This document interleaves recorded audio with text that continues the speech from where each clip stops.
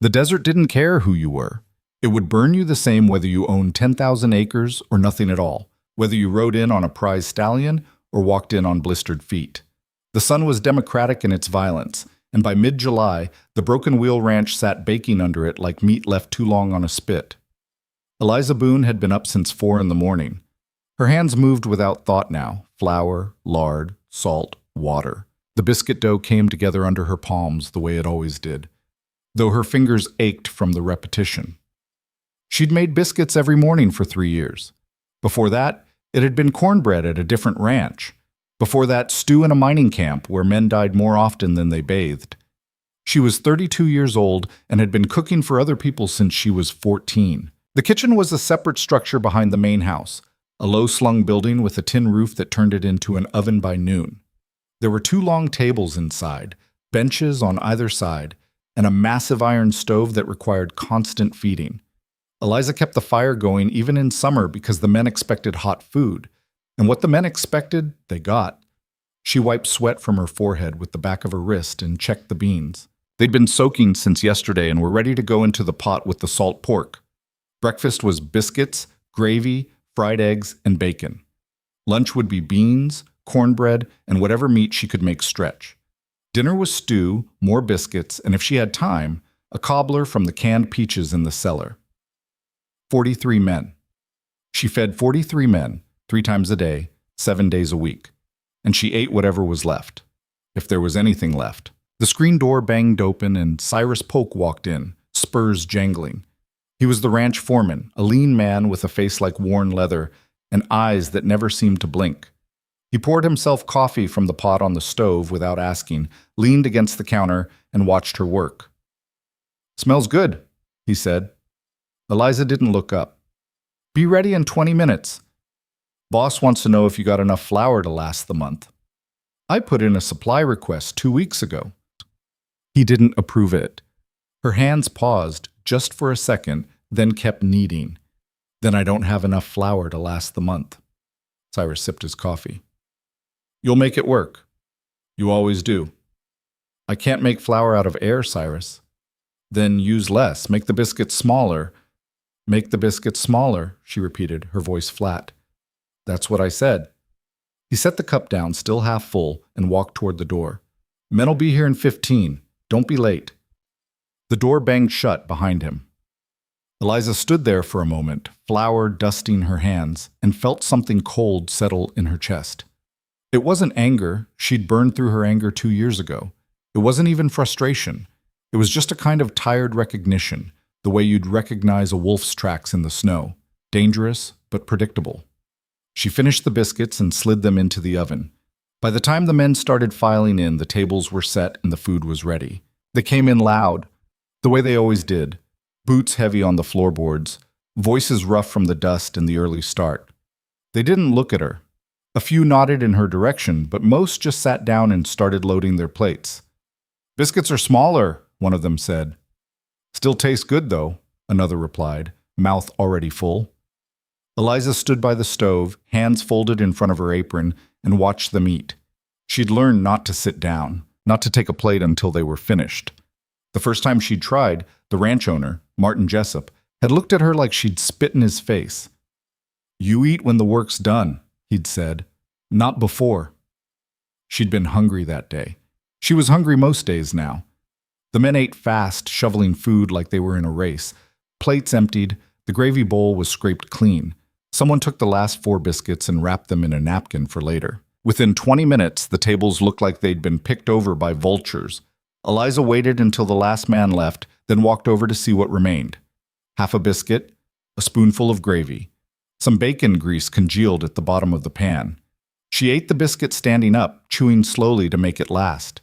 The gravy she scraped onto a tin plate and ate with a spoon. The bacon grease she left, she wasn't that desperate yet. Her stomach growled. She ignored it and started washing dishes. By mid-morning, the heat was oppressive.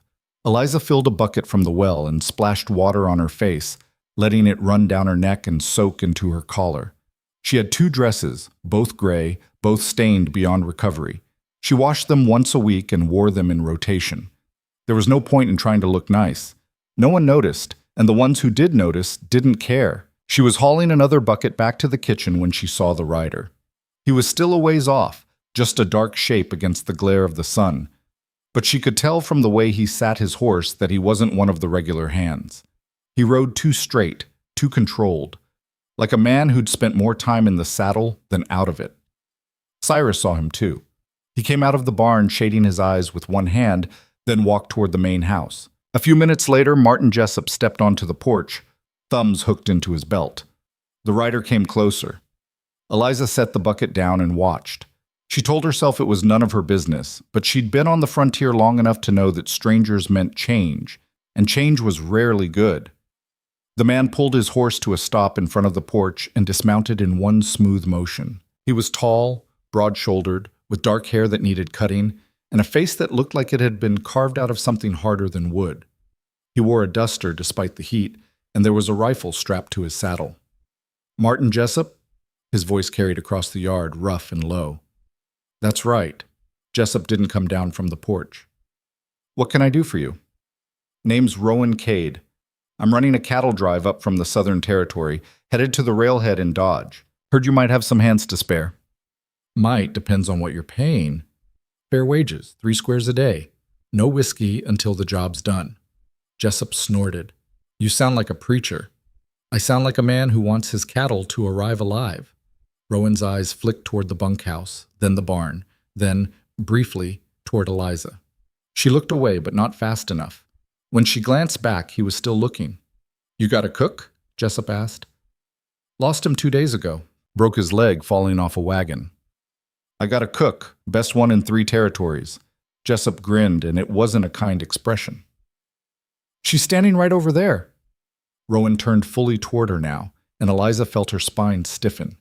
She didn't move, didn't speak, just met his gaze and waited. "She available?" Rowan asked, still looking at her. "For the right price, she is." "I don't buy people." "Then you hire them, same difference." Jessup waved a hand dismissively. "Talk to her yourself if you want. Just don't expect much conversation. She's not the chatty type." Rowan walked toward her, his boots kicking up dust. Eliza set her jaw and stayed where she was. Up close, he looked older than she'd first thought. Maybe 40, maybe more. There were lines around his eyes and a scar that ran from his temple to his jawline. He stopped a few feet away and tipped his hat. "Ma'am?" She nodded. "Sir?" "I'm looking for a cook to join a cattle drive. 6 weeks, maybe 8, depending on the weather. Pays $1 a day plus food and a tent of your own. You interested?" $1 a day. Eliza felt something flicker in her chest. Hope, maybe, or just disbelief. She made $4 a month here, and that was only when Jessup remembered to pay her. "What kind of cooking?" she asked. "Trail cooking. Beans, biscuits, coffee. Whatever you can manage over a fire. I'm not expecting fancy, just edible." "I can do that." "Good." He glanced back at Jessup, who was still on the porch, watching them. "Your boss says you're the best cook in 3 territories. That true?" "He says a lot of things." Rowan's mouth twitched, almost a smile. "That's not an answer." "I cook well enough," Eliza said. "Men don't complain." "They complain to you?" "They complain to him." She nodded toward Jessup. "I just hear about it later." Rowan studied her for a moment, and she had the unsettling feeling that he was seeing more than she wanted him to. "You eat the same food you cook?" The question caught her off guard. "What?" "Do you eat the same food you serve the men?" Eliza hesitated. There was a right answer to this question, and then there was the truth. She'd learned a long time ago that the right answer kept you safe. But the truth had a way of slipping out when you were tired. "I eat what's left," she said finally. "What if there's nothing left?" "Then I don't eat." Rowan didn't say anything for a long moment. His expression didn't change, but something shifted in his eyes. Something cold and deliberate, like a door closing. "That happen often?" he asked quietly. "Often enough." He turned and walked back toward Jessup, and Eliza felt her stomach drop. She'd said too much. She always said too much when it mattered. Rowan stopped at the base of the porch steps and looked up at Jessup. "I'll take 10 of your men and the cook. We leave in 3 days. 10 men'll cost you." "I know what they cost." "And the cook?" "I'll pay her wage directly." Jessup's smile faded. "She's contracted to me." Then we'll renegotiate the contract. Rowan's voice was calm, but there was steel underneath it. I don't work with people who don't feed their help. She eats, Jessup said sharply. She eats leftovers. That's not the same thing. It's how things are done. Not on my drive. Rowan pulled a folded paper from his coat pocket and held it up. I've got a contract here that says anyone working for me gets 3 full meals a day, same quality as everyone else. She signs it, she's under my employment, and your arrangement ends. You want to argue, we can take it to a lawyer in town. Jessup's face went red. You calling me a cheat? I'm calling you cheap. There's a difference. For a second, Eliza thought Jessup might pull the gun he kept tucked into his belt. His hand twitched toward it, then stopped. Cyrus had come out of the barn again, and a few of the hands were drifting closer, curious. Jessup's jaw worked. Fine. Take her. But don't come crying to me when she burns your food or runs off. I'll take that risk. Rowan folded the paper and turned back to Eliza. You got anything you need to pack? She blinked. Now?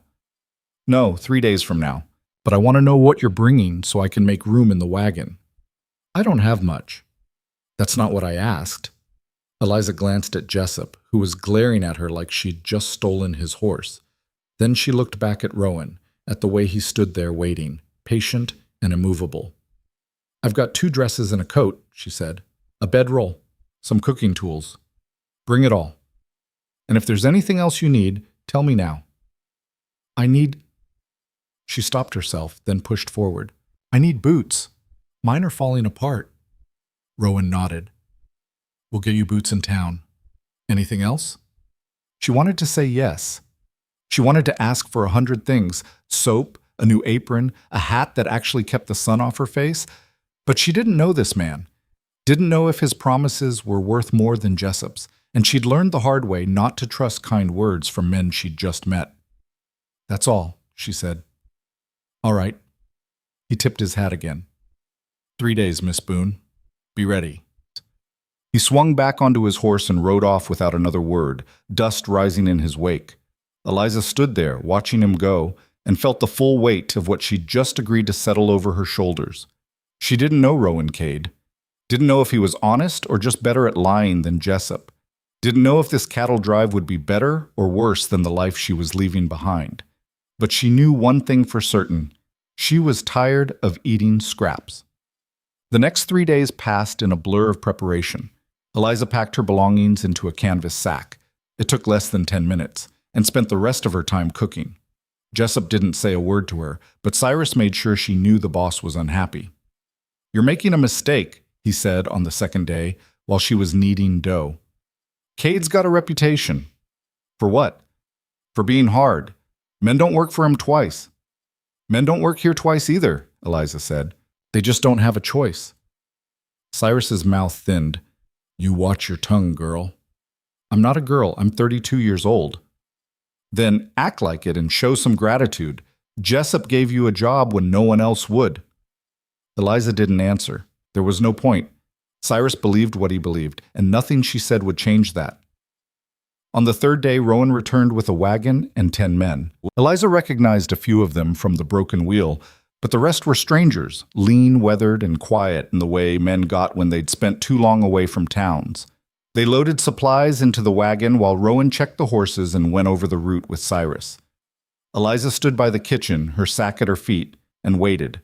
Rowan finished talking and walked over. You ready? Yes. Good. Throw your gear in the back and climb up front. You'll ride with me until we're clear of the ranch. She did as he said, settling onto the hard wooden seat while he took the reins. The men mounted their horses, and the wagon lurched forward. Eliza looked back once, at the kitchen where she'd spent 3 years of her life, and felt nothing. They rode for an hour in silence. The land spread out around them, empty and brutal, the kind of country that swallowed people whole and didn't bother spitting out the bones. Eliza kept her hands folded in her lap and her eyes on the horizon. Finally, Rowan spoke. You know how to handle a gun? She glanced at him. A rifle, not a pistol. Good enough. There'll be one in your tent. Don't use it unless you have to, but keep it close. You expecting trouble? I always expect trouble. That way I'm not surprised when it shows up. He glanced at her. You ever been on a drive before? No? It's hard work. Harder than what you're used to. I'm used to hard work. Not like this. He adjusted the reins, his hands easy and competent. Out here, there's no second chances. You burn the food, men go hungry. You get hurt, we don't have a doctor. You fall behind, we leave you. Understand? Yes. And one more thing. He pulled the wagon to a stop and turned to face her fully. On this drive, everyone eats the same food, same portions, same quality. That includes you. If I see you skipping meals or taking less than everyone else, we're going to have a problem. Eliza stared at him. Why do you care? Because I've seen what happens when people don't eat. They get weak, they make mistakes, and mistakes get people killed.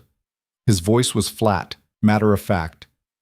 You're part of this crew now, and I don't carry dead weight. You eat, you stay strong, and you do your job. That's the deal. And if I don't? Then I send you back to Jessup and find another cook. He picked up the reins again. But I don't think that's what you want. No, she said quietly. It's not. Then we don't have a problem. The wagon started moving again, and Eliza sat there, her hands still folded, her mind racing. She didn't trust him, not yet, but there was something in the way he talked, the way he looked at her without flinching, that made her think maybe, just maybe, he meant what he said. They reached the camp by nightfall. It was a rough setup, bedrolls arranged in a circle around a fire pit, horses tethered to a picket line, supplies stacked under a tarp. The men were already settling in, talking in low voices and checking their gear. Rowan helped her down from the wagon and pointed to a small tent set apart from the others. That's yours. Get settled, then start on dinner. There's beans and salt pork in the supply wagon, and I want coffee strong enough to strip paint. Yes, sir. She hauled her sack to the tent and ducked inside. It was barely big enough to stand in, with a bedroll already laid out and a lantern hanging from a hook. The rifle Rowan had mentioned was propped in the corner, cleaned and oiled. Eliza set her sack down and sat on the bedroll, just for a moment. Her hands were shaking. She didn't know why. She'd left worse situations before, walked away from worse men. But something about this, about Rowan's blunt kindness, about the rifle in the corner, about the tent that was hers and hers alone, made her feel like she'd just stepped off a cliff and was waiting to see if she'd fall or fly. She took a breath, then another, and stood up. There was work to do. The fire was already going when she came out, and one of the men, a grizzled older hand named Calhoun, had set up a tripod over the flames. Eliza hung the cook pot, added water, and started sorting through the supplies. Beans, salt pork, a sack of cornmeal, coffee, and a jar of molasses. She could work with that. The men watched her as she cooked, but they didn't speak. She mixed cornbread batter and poured it into a Dutch oven, buried it in the coals, then stirred the beans. The smell of food filled the air and her stomach clenched with hunger. Not yet, she told herself. Wait until they eat. But when she started ladling beans into tin bowls, Rowan walked over and handed her an empty plate. Yours, he said. She hesitated. They should eat first. They'll eat when you do. He raised his voice. Nobody touches food until the cook has hers. That's the rule. The men grumbled, but they didn't argue. Eliza filled her plate, hands trembling again, and sat down on a crate near the fire. The beans were hot and salty, the cornbread sweet from the molasses. She ate slowly, savoring every bite, and when she looked up, Rowan was watching her from across the fire. He didn't smile, didn't nod, just looked at her with those steady, unreadable eyes, then went back to his own meal. And for the first time in 3 years, Eliza Boone ate until she was full. The first week on the trail taught Eliza that nothing she'd done at the Broken Wheel had prepared her for this. Cooking over an open fire and wind that changed direction every 10 minutes was like fighting a living thing. The flames didn't care about her schedule or her ingredients. They burned too hot or not hot enough, sent smoke into her eyes until she couldn't see, and turned her hands black with soot that no amount of scrubbing could remove. She learned to read the wind, to build a fire pit that channeled heat where she needed it, to keep a pot of coffee going from sunup to well past dark. The men drank coffee like it was water, and they noticed when it was weak. "This tastes like mud to you?" one of them asked on the 4th morning, holding up his cup.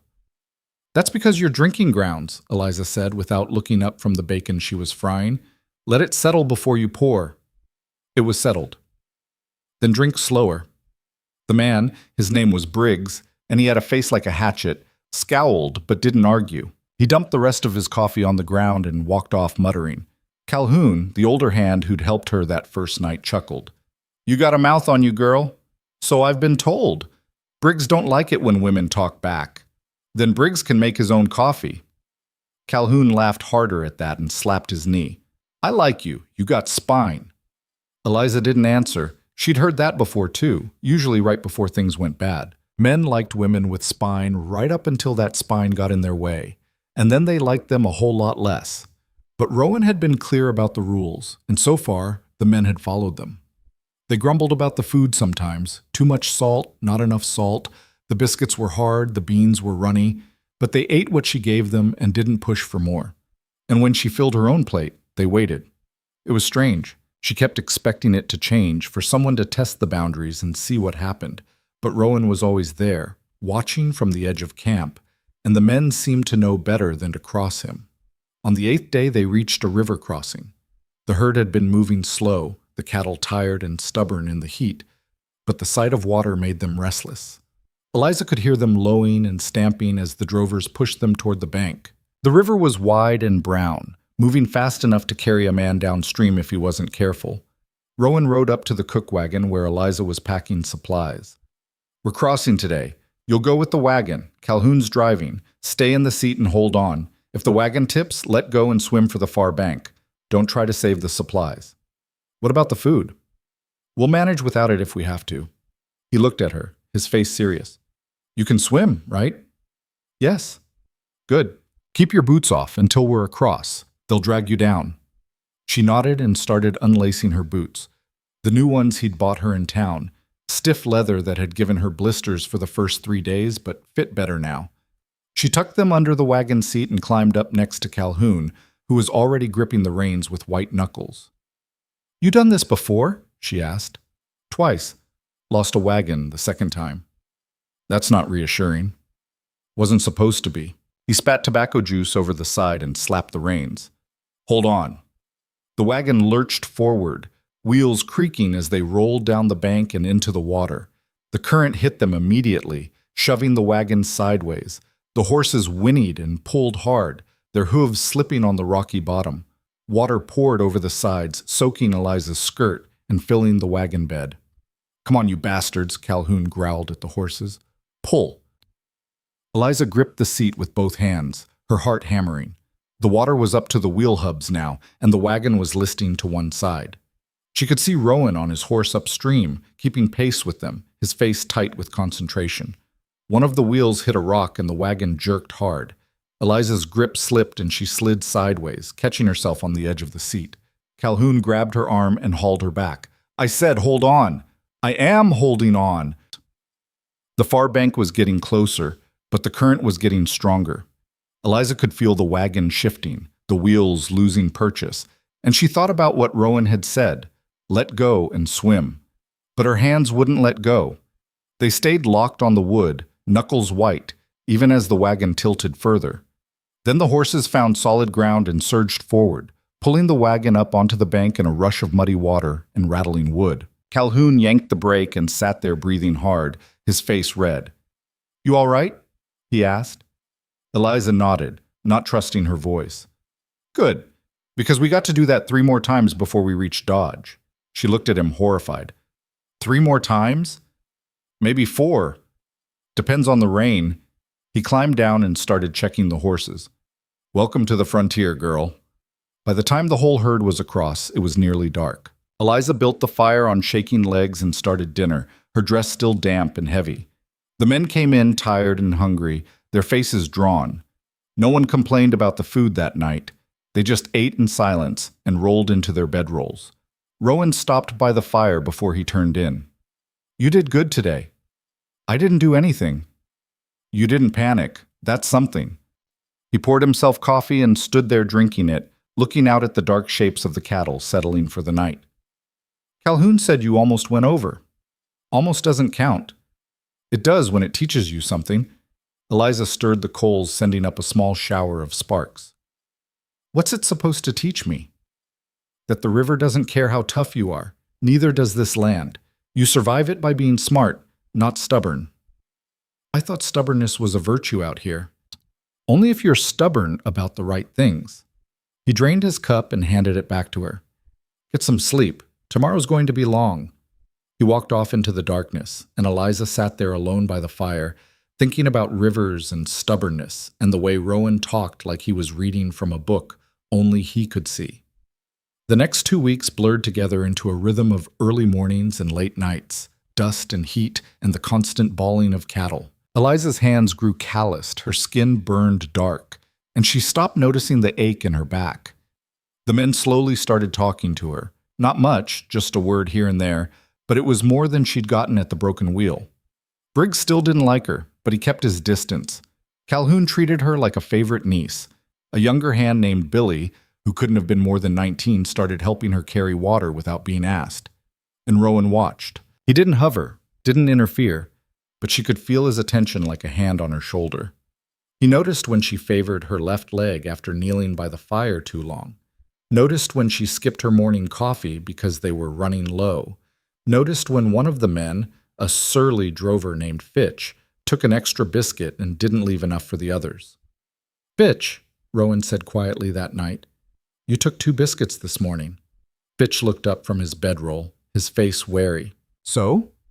So the rule is 1 per man until everyone's eaten. You know that. There were enough. That's not the same thing. Rowan's voice didn't rise, but it cut through the camp like a blade. Tomorrow you eat last, after the cook. That's horse shit. That's the rule. Break it again and you walk back to the Broken Wheel. Fitch's jaw worked, but he didn't argue. The camp went quiet, the men pretending not to listen. Eliza kept her eyes on the pot she was scrubbing, but her hands had gone still. Later, after the men had settled and the fire had burned low, Rowan came and sat on the crate beside her. You didn't have to do that, she said. Yes, I did. It was just a biscuit. It's never just a biscuit. He leaned forward, elbows on his knees, and stared into the coals. You let one man take more than his share, pretty soon they're all doing it. Then someone goes hungry, then someone gets angry, then someone gets hurt. I've seen it happen. So have I. He looked at her. Then you know why I don't let it slide. She did. She knew exactly why. But knowing and trusting were 2 different things, and she still wasn't sure which side of that line Rowan stood on. Why do you care? She asked. About the food, I mean. Most trail bosses don't. Most trail bosses lose men. He picked up a stick and poked at the fire. I don't? Never? Not if I can help it. The stick caught fire, and he tossed it back into the flames. A man who's fed and rested doesn't make stupid mistakes.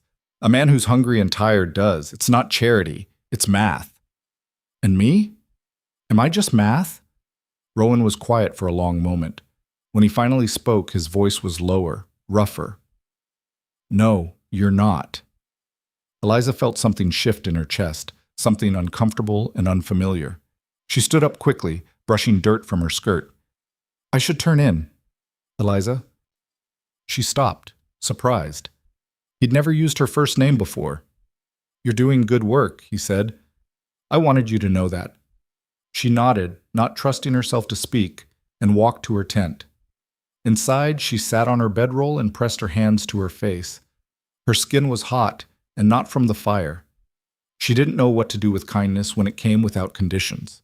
Didn't know how to hold it without breaking it. So she did what she always did. She pushed it down, locked it away, and went to sleep. The trouble started 3 days later. They were camped near a dried-up creek bed, the land flat and featureless in every direction.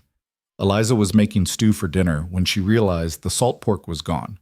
Not just low, gone. She checked the supply wagon twice, pulling out sacks and crates, but it wasn't there. She found Rowan checking the horses and told him. His face went hard. How much did we have this morning? Half a slab, enough for 3 more meals. And now? Nothing. He straightened and looked around the camp, his eyes sharp. Who was on supply duty today? Fitch. Rowan's mouth thinned. He walked to where Fitch was sitting with Briggs and another drover, playing cards on a saddle blanket. Fitch, where's the salt pork? Fitch looked up, his face carefully blank. Don't know what you're talking about. The meat from the supply wagon, it's missing. Maybe the cook miscounted. The cook doesn't miscount. Rowan's voice was quiet, but every man in camp had stopped what they were doing to listen. Where is it? I told you, I don't know. You were on supply duty. You were supposed to inventory everything this morning. Fitch shrugged. Must have missed it. Rowan stared at him for a long, cold moment. Then he turned and walked back to the supply wagon. Eliza followed, her stomach knotted with dread. He searched the wagon himself, methodical and thorough, then moved to the area where Fitch had been working. It didn't take long. The salt pork was buried under a pile of empty feed sacks wrapped in cloth. Rowan pulled it out and held it up. Missed it, huh? Fitch stood up slowly, his hand drifting toward his belt. That's mine. I bought it in town. With what money? You haven't been paid yet. I had money. You're a liar.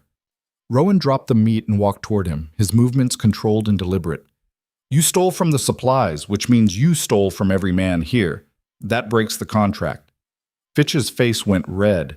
You can't prove I took it. I just did. Rowan stopped a few feet away. Pack your gear. You're out. Like hell I am. You're out, or I drag you out. Your choice. Fitch's hand closed around the knife at his belt. You really want to do this, old man? Rowan didn't move, didn't blink. Yeah, I do. For a heartbeat, the camp held its breath. Then Calhoun stood up, his own hand on his gun, and Billy moved to stand beside him. One by one, the other drovers got to their feet, their faces hard. Fitch looked around and saw he was alone. Briggs, his card partner, hadn't moved. This is bullshit, Fitch spat. All this over a woman. All this over stealing, Rowan said. And if you say one more word about her, I'll make sure you leave without your horse. Fitch's jaw clenched. He yanked his bedroll off the ground and threw it over his shoulder, glaring at Eliza. You think he gives a damn about you? You're just a cook. He'll get tired of you soon enough. Walk, Rowan said. Fitch walked, disappearing into the darkness beyond the firelight. The camp stayed silent. Then Calhoun spat into the dirt and sat back down. Good riddance. The others murmured agreement and went back to their business. But the tension didn't fade. Eliza stood by the supply wagon, her hands shaking, and tried to keep her breathing steady. Rowan walked over. You all right? Why did you do that? Because he stole. He stole meat. You could have docked his pay. You didn't have to send him away. Yes, I did. Rowan's voice was flat. Men like Fitch don't stop at stealing meat. They keep pushing until someone pushes back, and by then it's too late. I've seen it before. I won't see it again. He blamed me. I know. The others will too. No, they won't. He glanced at the men around the fire. They know what he did, and they know what happens when I let it slide. Eliza looked at him, at the scar on his face and the set of his shoulders, and realized something she'd been avoiding. Rowan wasn't protecting her out of kindness. He was protecting the order he'd built, the rules that kept 40 men and 3,000 head of cattle moving in the same direction. She was part of that order now, and that meant she mattered, not because she was special, because she was necessary. It should have felt cold knowing that, but it didn't. It felt solid. Real. Thank you, she said quietly. He nodded once and walked away. That night, Eliza lay in her tent and listened to the men talking around the fire. They didn't mention Fitch. They didn't mention her. They talked about the weather and the cattle and how much farther to dodge. She closed her eyes and let the sound wash over her, low and steady, like the current of the river they'd crossed. The days after Fitch left were harder, not because the men turned on her, they didn't, but because the work got heavier. They were one hand short, which meant longer hours and shorter tempers. The cattle were getting ornery as the grass thinned out, and twice they had to push through the night to reach water. Eliza cooked in the dark, by firelight and instinct, and served meals at odd hours when the men came in exhausted and filthy. She stopped bothering to wash her dress. There was no point. By noon it was covered in dust and grease anyway. Billy still helped her when he could, hauling water and gathering firewood. But he was young, and the older hands worked him twice as hard to make up for Fitch's absence. She told him to rest, that she could manage, but he kept coming back. My ma was a cook, he said one night, stacking wood by the fire. She worked herself to death doing it. I figure the least I can do is carry some damn wood. Eliza looked at him, his sun-cracked lips and the bruise on his jaw from a kick he'd taken earlier, and felt something crack in her chest. Your mother would be proud of you, she said. Billy ducked his head, embarrassed. She'd probably tell me I'm an idiot for signing on to a cattle drive. Probably, but she'd still be proud. He smiled, just a little, and went back to work. 2 days later, they hit a storm. It came out of nowhere, the sky turning black in the space of an hour. The wind picked up first, tearing at the tents and sending supplies tumbling across camp. Then the rain hit, cold and vicious, turning the ground to mud in minutes. The cattle panicked. Eliza could hear them bellowing and crashing into each other as the drovers tried to keep them together. Rowan was shouting orders, his voice barely audible over the thunder. She tried to save the fire, but the rain drowned it in seconds. She scrambled to cover the food supplies with a tarp, her hands slipping on the wet canvas. Lightning cracked overhead, so close she felt it in her teeth, and one of the horses screamed. Then the wind ripped the tarp out of her hands and sent it flying into the darkness. Damn it! She ran after it, tripping over tent stakes and dodging panicked cattle. The tarp wrapped around a wagon wheel and she grabbed it, yanking hard, but it was stuck. Leave it! She turned and saw Rowan on horseback, water streaming down his face.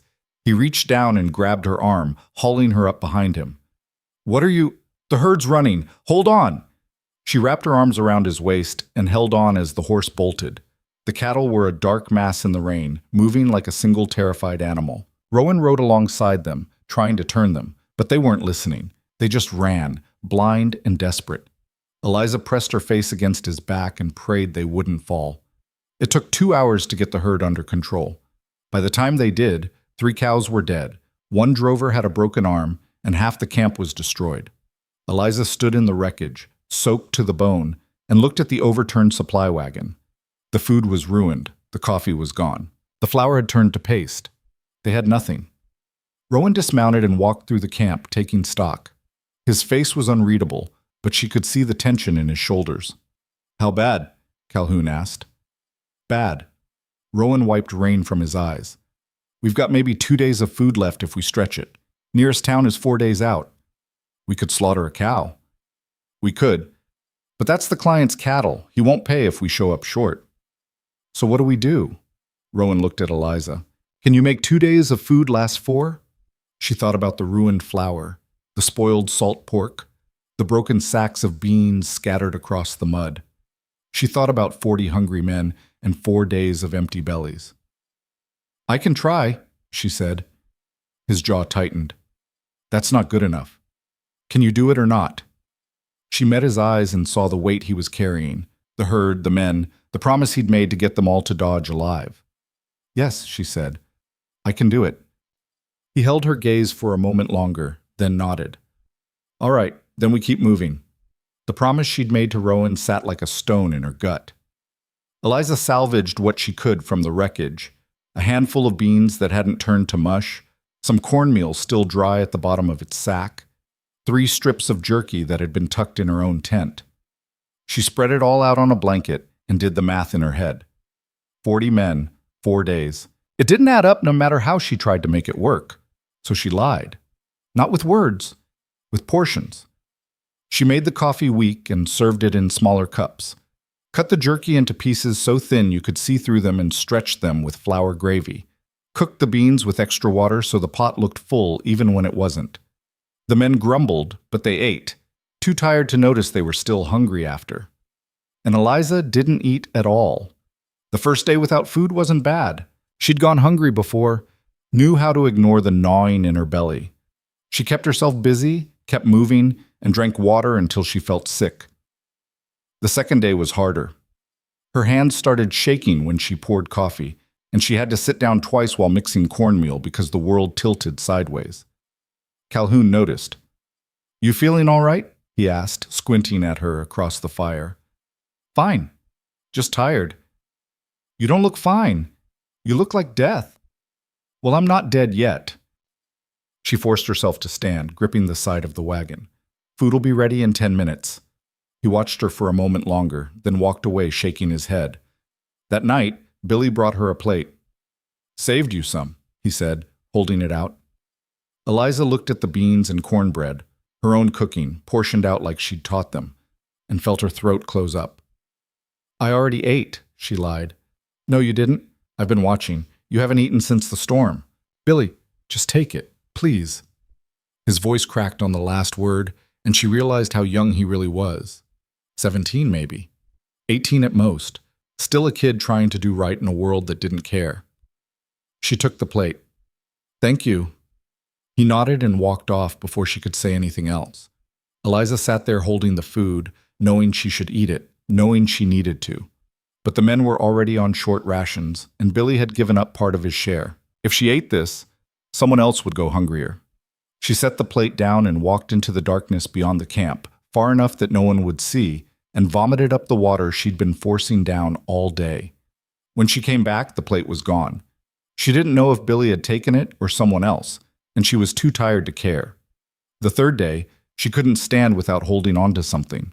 Her vision kept blurring at the edges, and there was a ringing in her ears that wouldn't stop. She made breakfast by feel, her hands moving through the motions while her mind drifted somewhere else. The men ate. She cleaned up.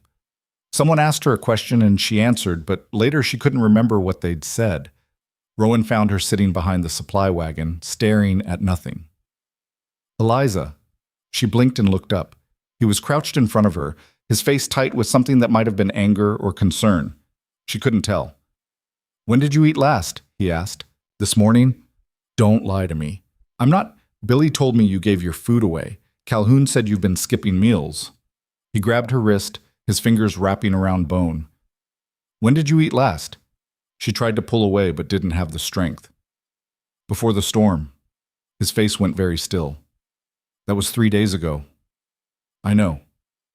You told me you could make the food last. I did. It's lasting. By starving yourself?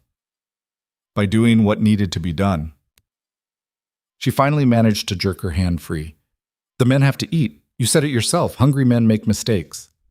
Well, I'm just the cook. If I make a mistake, it doesn't matter. Like hell it doesn't.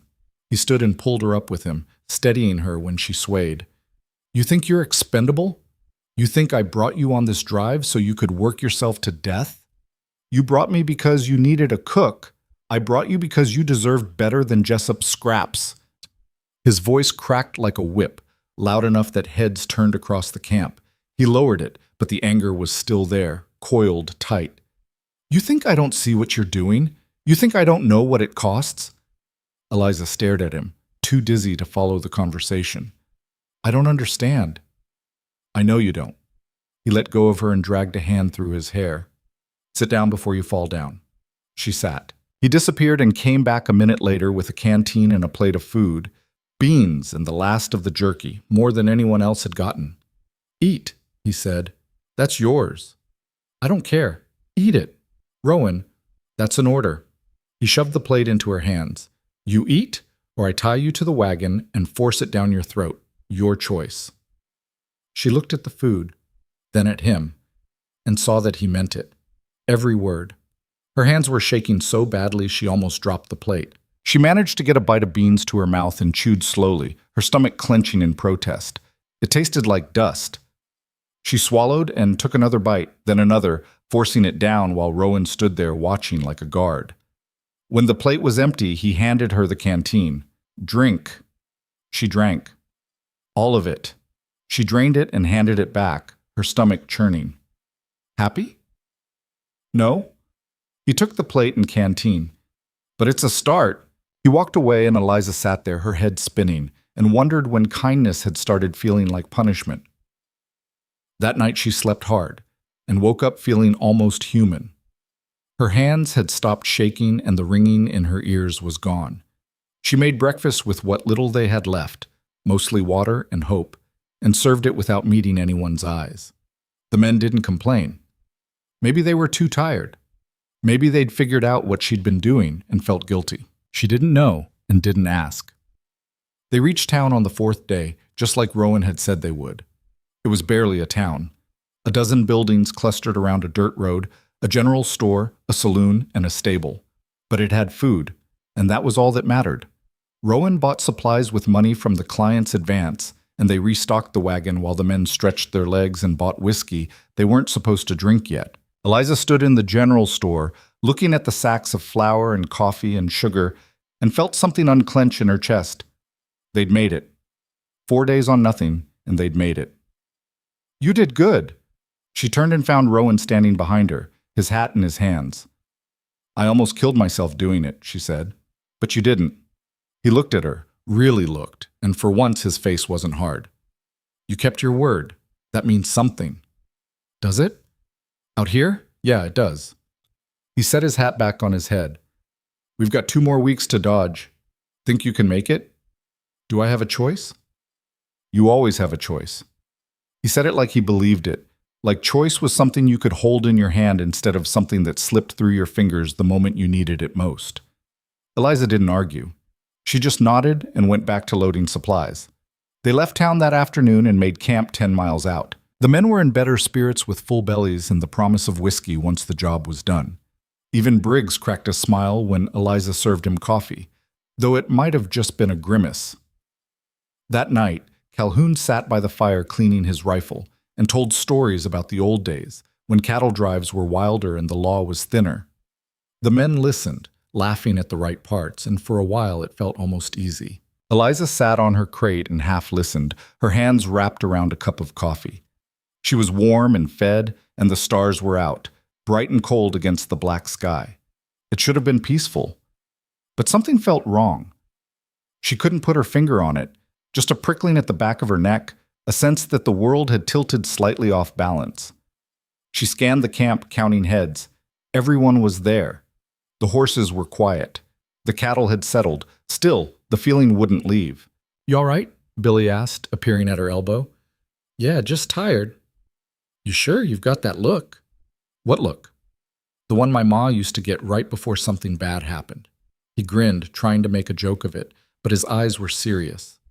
Eliza forced a smile. "I'm fine, Billy. Get some sleep." He nodded and wandered off, but the feeling stayed.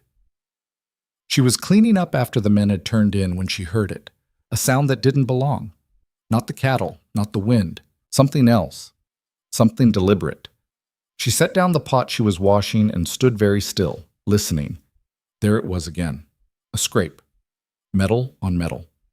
She grabbed the rifle from her tent and walked toward the supply wagon, her heart thudding in her chest. The moon was half full, bright enough to see by, and she could make out the shape of someone crouched near the back wheel. "Who's there?" she called. The figure straightened and ran. Eliza didn't think. She just fired. The shot cracked through the night, and the camp exploded into motion. Men rolled out of their bedrolls, guns in hand, shouting questions. Rowan was the first to reach her, his pistol drawn. "What happened?" "Someone was at the wagon." She pointed toward the darkness where the figure had disappeared. "They ran when I called out." "You see who it was?" "No, too dark." Rowan turned to the men. "Calhoun, Billy, check the perimeter. Everyone else, stay put." He looked at the supply wagon, then walked over and knelt by the wheel Eliza had seen the figure near. She followed and watched as he ran his hand along the axle. "What is it?" she asked. He held up his hand. His fingers were black with grease, but there was something else. Small shavings of wood, fresh and pale. "Someone's been cutting the axle," he said quietly. Her stomach dropped. Why would... So the wagon breaks. Probably figured it had happened during the day when we're moving. Wagon tips. Supplies get ruined. Maybe someone gets hurt. He stood and wiped his hand on his pants. It's sabotage. Who would do that? Someone who wants this drive to fail. He looked at her. "You said they ran when you called out. You shoot at them?" "Yes." "Hit them?" "I don't think so." "Good. Means they're scared." He raised his voice so the whole camp could hear. "Listen up. Someone just tried to sabotage the supply wagon. I don't know who, and I don't care. But if I catch anyone near the supplies without permission, I'll shoot them myself. Understood?" The men muttered agreement, but Eliza could see the suspicion in their faces. They were looking at each other, wondering who it was, and that was worse than knowing. Suspicion spread like rot. Rowan assigned 2 men to guard the wagon in shifts and sent everyone else back to bed. But no one slept. Eliza could hear them whispering in the dark, and when she finally dozed off, she dreamed of fires and falling. The next morning, the axle was fixed and they moved out. But the tension didn't lift. The men were quieter, watching each other, and twice Eliza saw arguments break out over nothing. Rowan rode at the front of the herd, his face like stone. That afternoon, they found the first dead cow. It was lying in a ravine, throat cut, already starting to bloat in the heat. Rowan dismounted and examined it while the men gathered around. "This wasn't a predator," he said. "This was done with a knife." "Who the hell would kill a cow?" Briggs demanded. "Someone who wants to slow us down, or someone who wants to get paid for fewer cattle." Rowan stood and looked at the herd, then at the men. "From now on, no one rides alone. You work in pairs, and you keep your eyes open." "You think it's one of us?" Calhoun asked. "I think someone's trying to ruin this drive, and I don't know who." Rowan's voice was flat. "So until I do, I don't trust anyone." Eliza felt the weight of those words settle over the camp like a shroud. They kept moving, but the easy camaraderie was gone. Men stopped talking to each other, stopped helping. The camp split into factions, those who thought it was an outsider, those who thought it was one of them, and those who were too scared to have an opinion. Billy stuck close to Eliza. "You think someone's really trying to hurt us?" "I don't know," she said honestly. "I heard Briggs saying maybe it's you." She looked at him sharply. "What?" "He said you're the only new one, that maybe you're working for someone who wants the drive to fail." Billy's face was pale. "I told him he was full of shit, but some of the others are listening." Eliza's hand stilled on the pot she was stirring. "And what do you think?" "I think Briggs is an asshole." He said it with such conviction that she almost smiled. "But I also think you should be careful. People get stupid when they're scared." He was right. She'd seen it before. Fear turning men into animals, logic giving way to suspicion. And she was the easiest target, the outsider, the woman. That night, someone slashed her tent. She found it after dinner, the canvas cut from top to bottom, her bedroll soaked with water from someone's canteen. Her clothes were scattered in the dirt, and her cooking tools were gone. She stood there looking at the wreckage, her hands curled into fists, and felt the old familiar anger rise up. Not the hot kind, the cold kind, the kind that burned slow and left nothing but ash. Rowan appeared beside her. He didn't say anything for a long moment, just looked at the tent, his jaw working. "Pack what you can carry," he said finally. "You're sleeping in the supply wagon tonight." "I'm not running." "You're not running. You're staying alive." He turned to face her. "Whoever did this is trying to drive you out. Maybe they think you're the saboteur. Maybe they just don't like women on cattle drives. Either way, you're not safe here." "So what? I hide?" "No. You survive." His eyes were hard. "And tomorrow, I find out who did this." She wanted to argue, but she was too tired, too angry. She gathered what was left of her things and climbed into the supply wagon, making a space between crates and sacks of flour. It wasn't comfortable, but it was dry. Rowan posted guards, Billy and Calhoun, and told them to shoot anyone who came near without permission. Eliza lay in the dark, listening to the camp settle, and knew that something had broken. They were supposed to be a crew, a unit, moving together toward the same goal. But now they were just a group of scared, angry men looking for someone to blame. And she was it. The next morning, Rowan gathered everyone together. "I want to know who cut that tent," he said, his voice carrying across the camp. "And I want to know now." Silence. "No one's leaving until someone talks." More silence. Then Briggs spoke up. "Maybe she cut it herself, for attention." Rowan's head snapped toward him. "Say that again?" "I'm just saying it's convenient. Things start going wrong right after she shows up, and now she's playing the victim." Rowan crossed the distance between them in 3 strides and grabbed Briggs by the front of his shirt. "You accusing her of sabotage?" "I'm saying it's possible." Rowan shoved him backward, hard. Briggs stumbled and caught himself, his face red with fury. "You want to accuse someone, you better have proof," Rowan said. "Otherwise, keep your mouth shut." "What about the dead cow? What about the wagon axle? Things didn't start going wrong until she—" "Things started going wrong when Fitch left," Calhoun interrupted. "And if I remember right, you were pretty friendly with him." Briggs whirled on him. "What are you saying?" "I'm saying maybe you two had an arrangement. Maybe he's still out there following us, causing trouble." "That's horseshit." "Prove it," Rowan said quietly. The camp erupted. Men shouting, accusations flying, and Eliza stood on the edge of it all, watching the crew she'd cooked for and traveled with tear itself apart. And somewhere in the back of her mind, she realized that this was the point. This was what the saboteur wanted. Not just to ruin the drive, but to destroy the trust that held them together. She stepped forward. Stop. No one heard her. Stop! She shouted it this time loud enough to cut through the noise. The men turned to look at her. This is what they want, she said. Whoever's doing this, they want us fighting each other. They want us to fall apart. And we're giving it to them. Easy for you to say, Briggs sneered. You're not the one being accused. Yes, I am. You just accused me 2 minutes ago.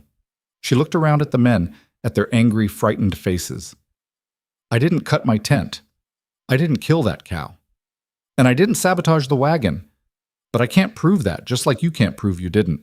So we can stand here pointing fingers, or we can finish this drive and deal with it when we get to Dodge. And if something else happens, someone asked, then we handle it together. She looked at Rowan. That's how this works, right? We're a crew. He held her gaze for a long moment, then nodded. That's how it works. The men didn't look happy, but they didn't argue. They just dispersed, muttering, and went back to work. Eliza helped herself to coffee and sat down, her hands shaking. Billy came and sat beside her. That was brave, he said quietly. That was stupid, she corrected, but I'm tired of being afraid. Yeah. He stared into his cup. Me too. That night, the saboteur struck again. This time, they set fire to the supply wagon. Eliza woke to the smell of smoke and the sound of Billy screaming her name. She rolled out of her bedroll, already moving before her eyes were fully open, and stumbled out of her tent into chaos. The supply wagon was burning, flames pouring from the back where the canvas cover had caught. Men were running with buckets, shouting, and the horses were screaming in panic. She ran toward the wagon without thinking, because everything she needed to cook was in there. The pots, the Dutch oven, the coffee grinder. Without those, she couldn't feed anyone. Rowan caught her arm and yanked her back. Don't. The supplies are already gone. He shoved her toward Calhoun. Get her away from here. Calhoun pulled her back while the men threw water on the flames, but it was too late. The wagon was already lost. The canvas burned away in minutes, and then the wooden sides caught. The heat was so intense Eliza could feel it on her face from 20 feet away. She watched her cooking pots melt, watched the flour sacks blacken and burst, watched 2 weeks' worth of supplies turn to ash and slag. When the fire finally died down, there was nothing left but a charred skeleton of wood and twisted metal. The camp stood in silence, staring at the wreckage. Then Rowan turned and looked at the men, his face carved from stone. Who was on watch? I was, Billy said, his voice shaking. I swear I didn't see anyone. I was watching the horses like you said, and then I smelled smoke. Where were you standing? Billy pointed to the far side of camp, near the horse line. Rowan looked from Billy to the wagon, calculating angles and sight lines. You couldn't see the wagon from there. I know. I'm sorry. It's not your fault. Rowan cut him off. Whoever did this knew where you'd be. They planned it. He raised his voice so everyone could hear. This wasn't an accident. Someone waited until the guard was out of position, then set the fire. Could have been an outsider, Calhoun offered. Someone following us. No outsider knows our watch rotation. Rowan's eyes swept across the men, cold and sharp. It's one of us. The accusation started immediately. Voices rising, fingers pointing, the same arguments as before, but louder now, angrier. Someone shoved someone else. Fists were raised. Enough! Rowan's voice cracked like a gunshot. We're 6 days from Dodge. 6 days! And we just lost our food supply, so here's what's going to happen. We slaughter one cow and make it last. We ration water.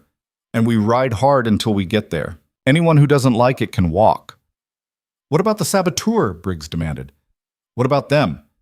You want to stand here arguing while we starve? Go ahead. I'm moving the herd at first light. Rowan looked at Eliza. Can you cook without your tools? She looked at the smoking ruin of the wagon and felt something crack inside her. All her careful rationing, all the work she'd done to keep everyone fed, gone.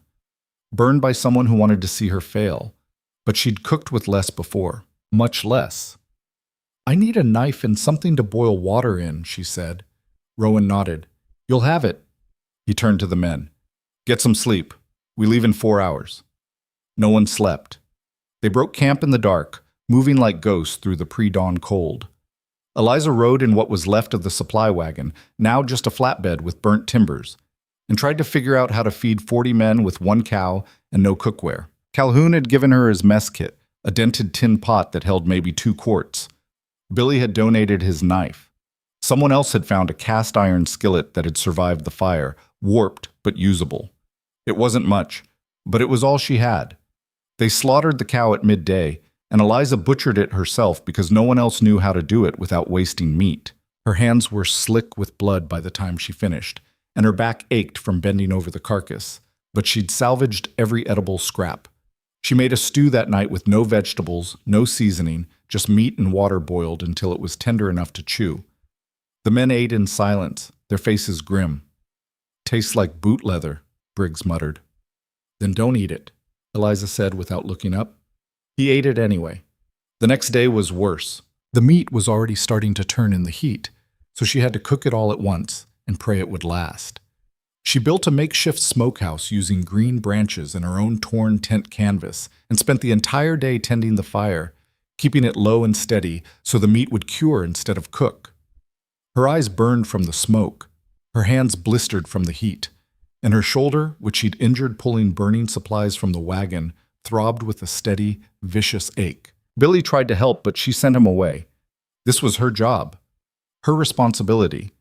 By evening, the meat was done, tough and chewy, but edible. She portioned it out carefully, making sure everyone got the same amount, and set aside what was left for tomorrow. When she finally sat down, she realized she'd forgotten to save any for herself. Rowan appeared beside her with a piece of jerky. "Eat." "I'm not hungry." "I don't care." He dropped it in her lap. "You eat, or I make it in order. Again." She picked up the jerky and bit into it, too tired to argue. It was like chewing rope, but her stomach stopped growling. Rowan sat down beside her, which he never did. He was always moving, always checking on something, but now he just sat there staring at the fire. "We're going to make it," he said finally. "You don't sound convinced." "I'm not." He rubbed his face with both hands. "We're behind schedule. We're almost out of food, and someone on this crew is trying to destroy everything I've built. So why keep going? Because if I quit, they win.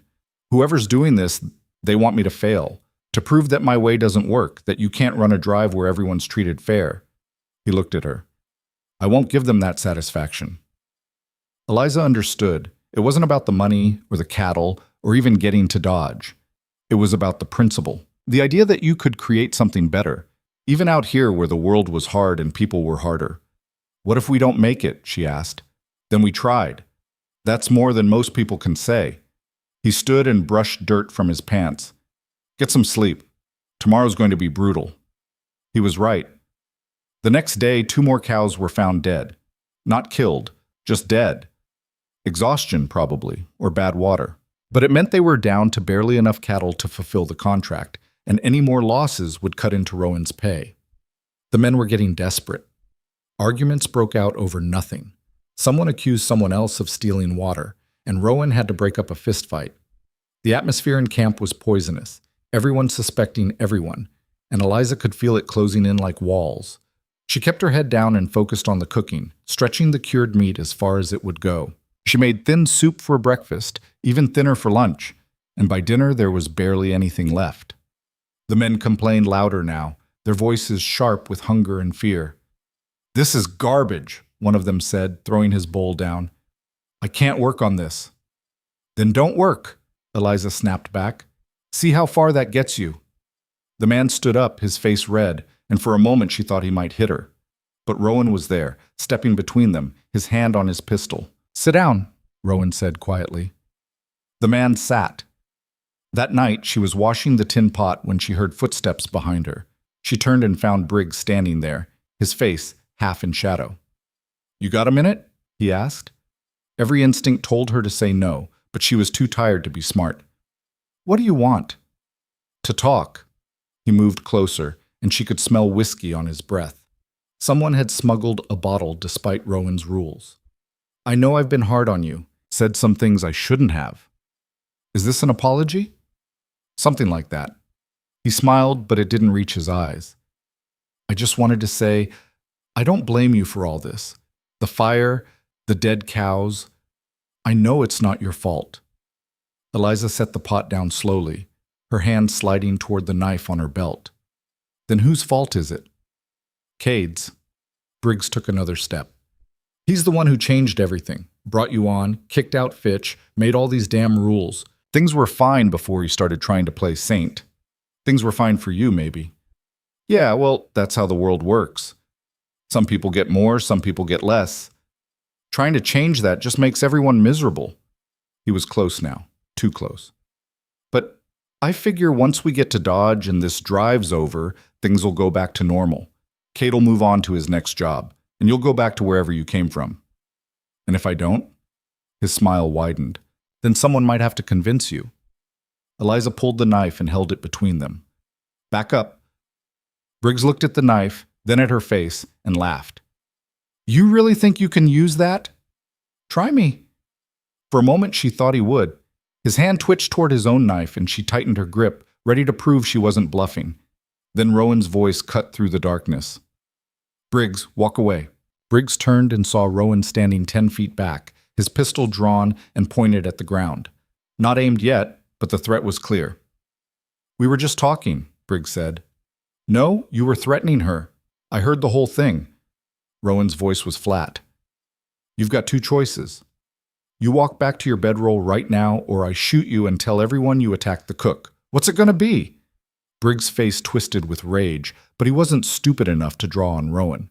He spat on the ground near Eliza's feet and walked away, his boots heavy on the dirt. Rowan waited until he was gone, then holstered his pistol. You all right? Eliza realized she was shaking. Yeah. That's a lie, but I'll let it slide. He walked closer and looked at the knife still in her hand. Would you have used it? I don't know. She lowered the knife. Maybe. Good. Out here, maybe keeps you alive longer than definitely not. He glanced toward where Briggs had disappeared. He's getting bolder. That means whoever's behind all this is getting desperate. You think it's him? I think he's involved. But he's not smart enough to plan all this himself. Rowan picked up the pot she'd been washing and examined it. How much food do we have left? 2 days, maybe 3 if we stretch it. And we're still 4 days from Dodge. I know. He set the pot down. You did good today. With the meat, I mean. Most cooks would have let half of it spoil. Most cooks have actual cookware. Most cooks wouldn't still be here. He looked at her, and for the first time since the fire, his face softened slightly. You could have quit. After your tent got slashed or after the wagon burned. You could have walked away and no one would have blamed you. Where would I go? We're in the middle of nowhere. You know what I mean.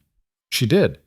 He was asking why she'd stayed, and the truth was complicated. Part of it was stubbornness.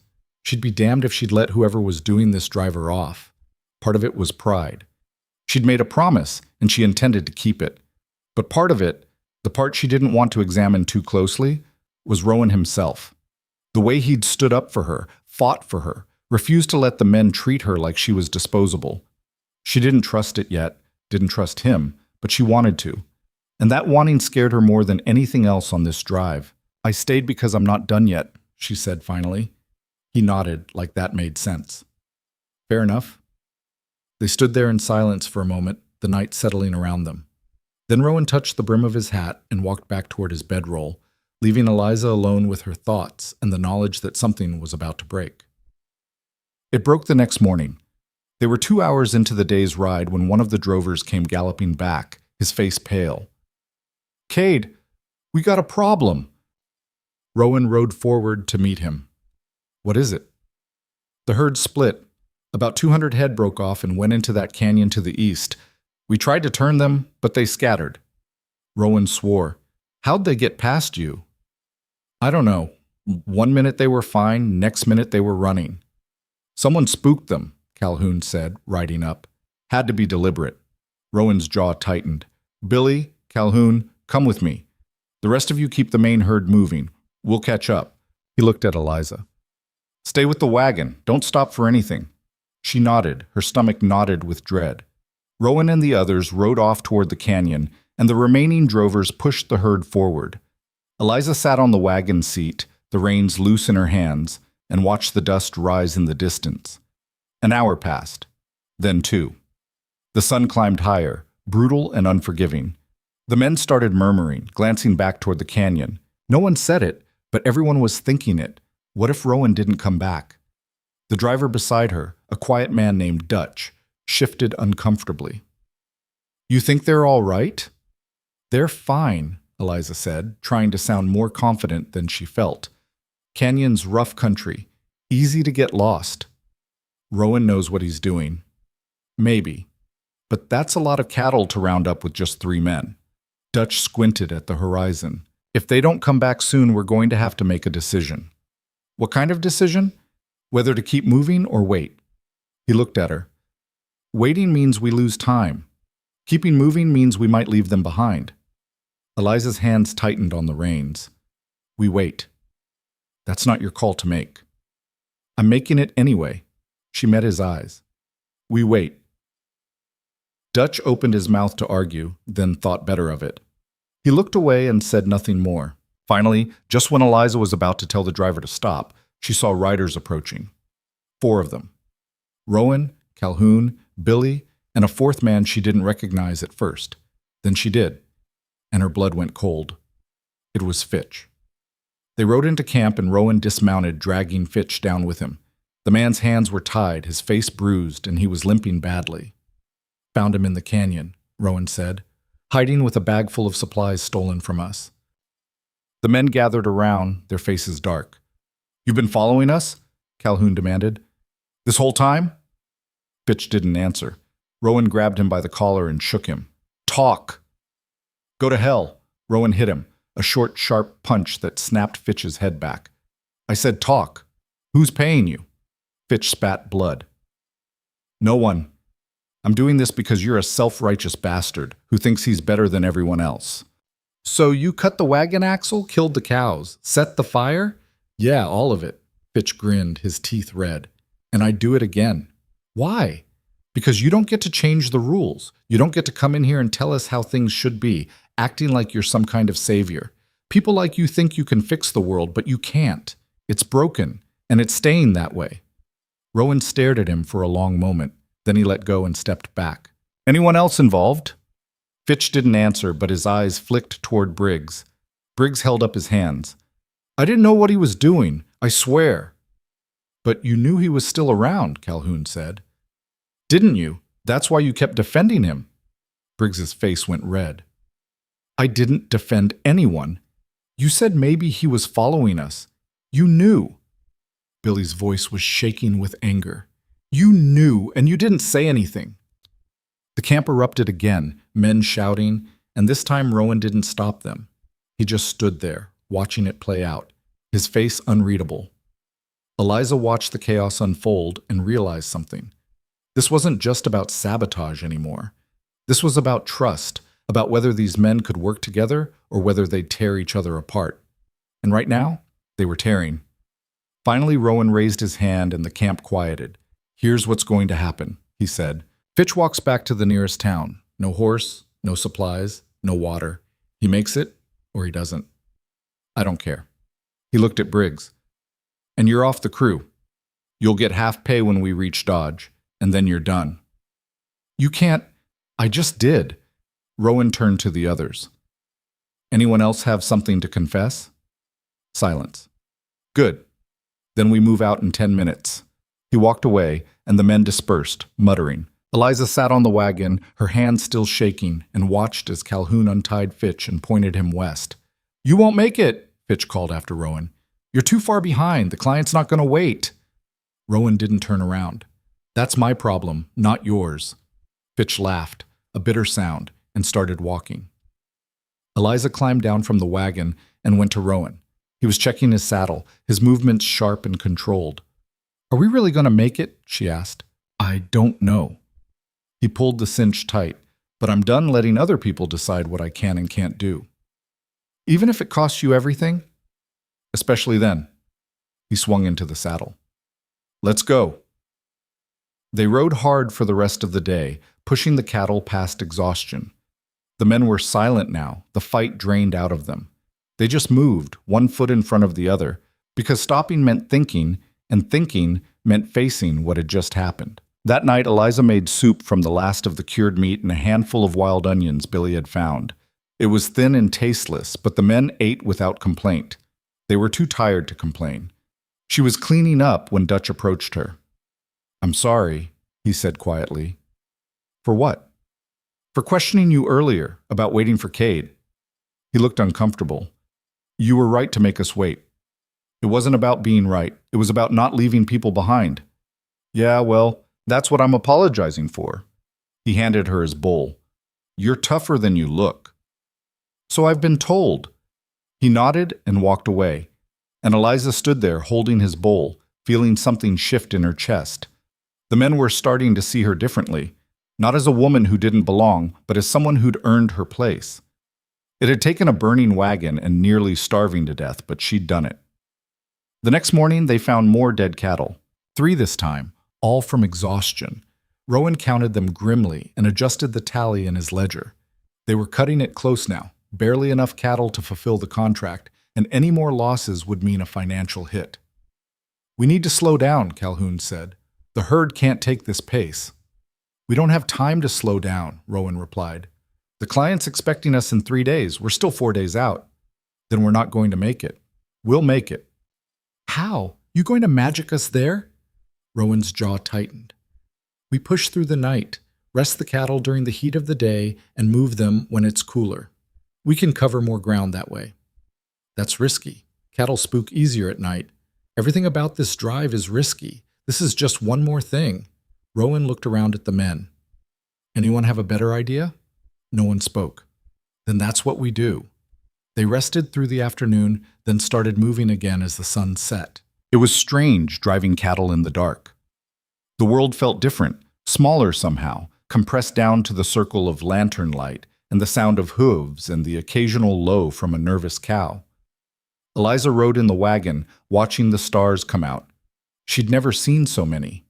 Out here, away from towns and campfires, the sky looked like someone had thrown diamonds across black velvet. Billy rode up beside the wagon. "You doing all right?" "Yeah, just thinking." "About what?" "About how far we've come, literally and otherwise." She looked at him. "You scared?" "Terrified. But I figure if we've made it this far, we can make it the rest of the way." He grinned. "Besides, your cooking's gotten better. If we were still eating that boot leather from last week, I'd have given up already." She threw a piece of jerky at him. "Get out of here." He laughed and rode off, and Eliza smiled despite herself.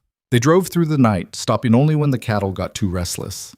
By dawn, they'd covered nearly 30 miles, more than they'd managed in any full day before. The men were exhausted, swaying in their saddles, but there was something else in their faces now. Hope, maybe. Or just the stubborn refusal to quit that had gotten them this far. The second night was harder. One of the horses threw a shoe and had to be switched out. A wheel on the wagon cracked and had to be repaired. And halfway through, a storm rolled in, not as bad as the one that had destroyed the supplies, but bad enough to soak everyone and make the cattle nervous. But they kept moving. By the third morning, Dodge appeared on the horizon. The men cheered when they saw it, a ragged sound of relief and exhaustion. Eliza felt tears prick her eyes, but blinked them back. They'd made it. Against everything, they'd made it. Rowan rode back to the wagon. His face was gaunt, his eyes shadowed with fatigue, but there was something else there too, satisfaction. "We did it," he said. "You did it," Eliza corrected. "I just cooked." "You did more than that." He looked at her, really looked, and she saw something in his expression she couldn't name. "When this is over, we need to talk." "About what?" "About what happens next." Before she could answer, one of the drovers called his name and he rode off, leaving her with those words hanging in the air. They drove the herd into the stockyards at Dodge just as the sun was setting. The client was there, a hard-faced man in a suit who counted the cattle twice and argued about the missing head. Rowan showed him the contract, pointed out the clause about acceptable losses, and refused to budge. In the end, the client paid. Not full price, but enough. The men got their wages and disappeared into town, headed for the saloons and bathhouses. Eliza stood in the empty stockyard, her few belongings at her feet, and realized she had nowhere to go. Rowan found her there an hour later. "You staying in Dodge?" he asked. "I don't know. Haven't decided yet.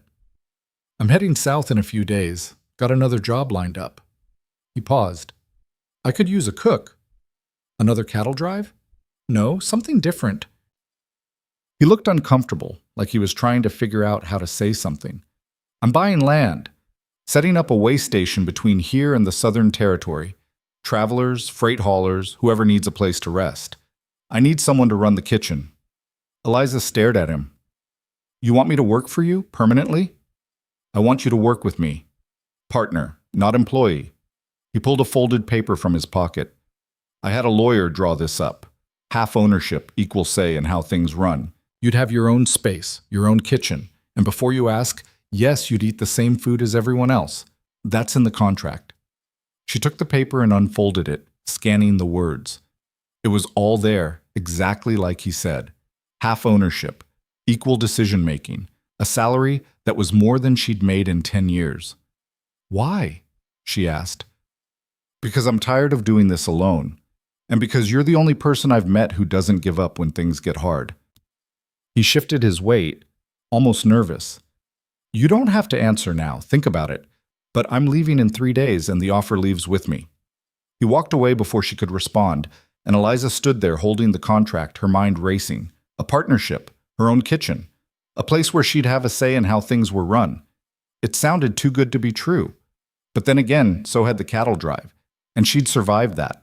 Eliza spent the night in a boarding house that smelled like old tobacco and boiled cabbage. The contract folded in her pocket like a promise she wasn't sure she could keep. She lay awake staring at the ceiling, thinking about everything that had led her here. The broken wheel, the cattle drive, the fire, Rowan's offer. It all felt like someone else's life, not hers. The room was small and bare, just a bed and a washstand, but it was the first real bed she'd slept in since leaving Jessup's ranch.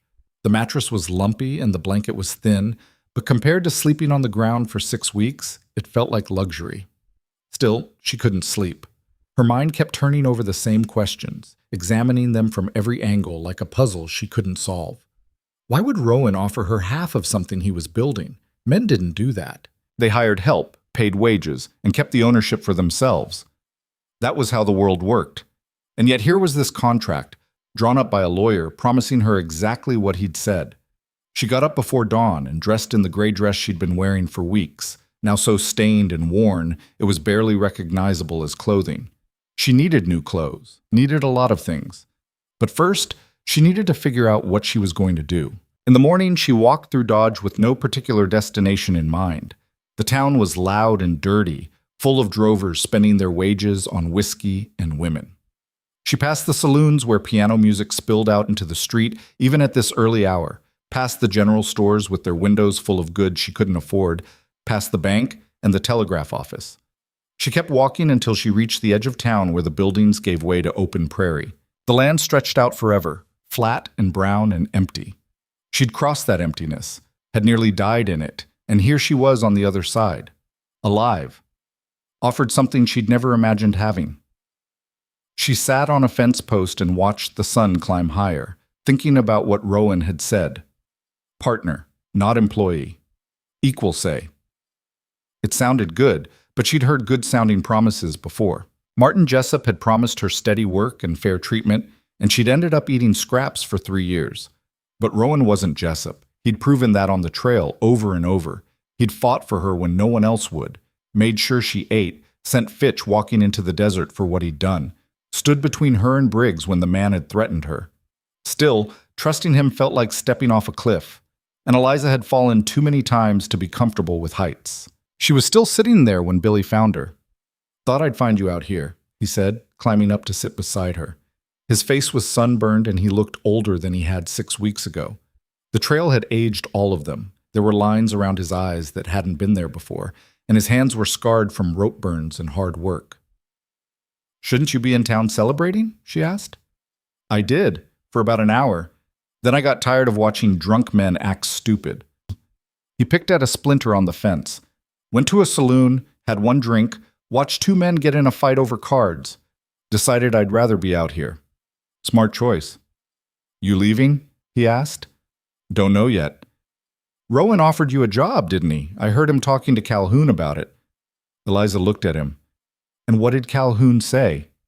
That Rowan was smart to ask you. That anyone who could feed 40 men on nothing but grit and determination was worth keeping around. Billy smiled a little. He also said you were too stubborn to say yes right away, so Rowan better be patient. Calhoun talks too much. Yeah, he does. Billy was quiet for a moment, watching a hawk circle overhead. You should take it, the job. Why? Because out here, you don't get many chances to build something that's yours. Most of us just work for other people our whole lives, do what we're told, and die without leaving a mark. But Rowan's offering you a chance to actually make something. That's rare. Eliza thought about that. Billy was young, but he wasn't wrong. She'd spent her entire adult life cooking for other people, living in their spaces, following their rules. She'd never owned anything except the clothes on her back and the few tools she could carry. You sound like you've got this all figured out, she said. I don't. But my ma used to say that the hardest thing in life is knowing when to hold on and when to let go. You've been letting go for a long time, haven't you? Moving from job to job, never staying anywhere. He looked at her. Maybe it's time to hold on. The words hit her harder than she expected. He was right. She'd been running for so long she'd forgotten what it felt like to stand still. What are you going to do? She asked, changing the subject. After this? Head back home, I think. See if my pa's still alive. If he is, maybe I'll help him with the farm. If he's not, Billy shrugged. I'll figure it out. Maybe try to buy some land of my own. I saved most of my wages from the drive. That's smart. Or stupid. Haven't decided which yet. He grinned. But I figure if I'm going to fail, I might as well fail at something I care about. You won't fail. You don't know that. No, but I believe it anyway. She looked at him, this kid who'd helped her carry water and stood up for her when others had accused her. You're going to do just fine, Billy. He ducked his head, embarrassed. You're a good person, Eliza. I hope you know that. I'm really not. Yeah, you are. You just don't let yourself believe it. He hopped down from the fence. I'm going to buy some supplies before I head out. You need anything? No, thanks, though. All right. Well, if I don't see you again. He held out his hand. It was an honor working with you. She shook his hand, feeling her throat tighten. Likewise. He walked back toward town, and Eliza sat there alone watching him go. He was right, she realized, about all of it. She'd been running for so long, letting go of everything, that she'd forgotten how to hold on. Maybe it was time to try. She stayed on the fence until the sun started to set, then walked back to the boarding house. The contract was still in her pocket, creased from being folded and unfolded a dozen times. She spread it out on the narrow bed and read it again, looking for the catch, the hidden clause that would turn this into another trap. But there wasn't one. It was straightforward, fair, almost suspiciously fair. She fell asleep with the contract beside her and dreamed of kitchens and fires and cattle running in the dark. The next morning, she woke with a clarity she hadn't felt in years. She knew what she had to do. She found Rowan at the stockyard, supervising the loading of supplies onto a wagon. He looked up when she approached, his face neutral, but she could see the tension in his shoulders. You made a decision? He asked. I have questions first. All right. Why a way station? You could do another cattle drive, make more money. I'm tired of moving. I want to build something that stays put. He wiped sweat from his forehead. And I'm tired of watching people get exploited. Every time I stop at a way station or a trading post, it's the same story. High prices, bad food, owners who treat travelers like they're lucky to be there. I want to do it different. Different how? Fair prices, good food, a place where people are treated like they matter, not like cattle to be milked. He looked at her. That's where you come in. I can build the place, but I can't run a kitchen worth a damn. You can. And you're really offering half ownership? I am. Why? You could hire a cook for a lot less. Rowan set down the crate he was holding and faced her fully. Because I don't want an employee. I want a partner. Someone who'll tell me when I'm wrong, who'll fight for what they think is right. You've already proven you can do that. He paused. And because you deserve better than working for someone like Jessup for the rest of your life. Eliza studied his face, looking for deception, but all she saw was exhaustion and something that might have been hope. If I say yes, I want it in writing that I control the kitchen, completely. What gets served, how it's made, who works there. My decision. Done. And if we disagree about something, we settle it between us. No pulling rank, no I own more so I win. Agreed. And if it doesn't work out, I get bought out at fair market value. I don't just get kicked to the curb. Rowan held out his hand. You have my word. We'll add it to the contract. She looked at his hand for a long moment, calloused and scarred from years of hard work. This was it. The moment where she either took the risk or walked away. She thought about Billy's words, about knowing when to hold on and when to let go. She took Rowan's hand. His grip was firm, steady, and warm. All right, she said, I'm in. Something shifted in his expression, relief maybe, or satisfaction. Good. We leave tomorrow. Tomorrow? That's not much time. I know, but the land's already bought, and the lumber's being delivered next week. If we're going to have a roof before winter, we need to start now. He let go of her hand. Go buy whatever you need. Put it on my account at the general store. I'll meet you back here at dawn. Eliza spent the rest of the day buying supplies. She went to the general store and stood there for a long time, just looking at all the things she could suddenly afford. Fabric for dresses, a proper hat, a warm coat, cookware to replace what had burned. The clerk was a thin man with spectacles who looked at her like she'd crawled out from under a rock. Can I help you? I need fabric, enough for 2 dresses, and thread, needles, a coat, boots, and cooking supplies. He raised an eyebrow. That's quite a list. You have money? Put it on Rowan Cade's account. The clerk's expression changed immediately. Of course. Right away, ma'am. It took 2 hours to gather everything. When she was done, she had 2 bundles wrapped in brown paper and a coat that actually fit. The clerk added it all up, wrote it in his ledger, and handed her a receipt. Will there be anything else? No, that's all. Very good. Tell Mr. Cade we appreciate his business. Eliza walked out of the store carrying her purchases and feeling strange. She'd just spent more money in one afternoon than she'd earned in 3 years at the Broken Wheel. And it wasn't even her money, it was Rowan's. But according to the contract, half of everything they built would be hers. The thought was dizzying. That evening, she went to the saloon where the drovers from the cattle drive were drinking. Most of them were already drunk, but Calhoun was still coherent, sitting at a corner table nursing a whiskey. Heard you signed on with Rowan, he said when she sat down beside him. News travels fast. Small town, not much else to talk about. He took a sip of whiskey. You made the right choice. How do you know? Because I've worked for a lot of men, and Rowan's the only one who ever kept his word. If he says you're partners, you're partners. Calhoun studied her. You scared? Terrified. Good. Means you're smart. He poured her a drink and slid it across the table.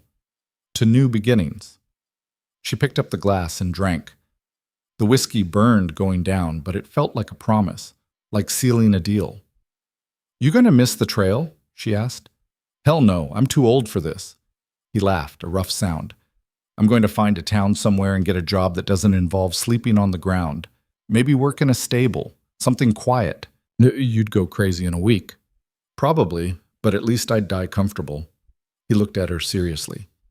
You take care of yourself out there. Building something from nothing isn't easy. There'll be days you want to quit. I know, but you won't. That's what I like about you. You're stubborn as a mule.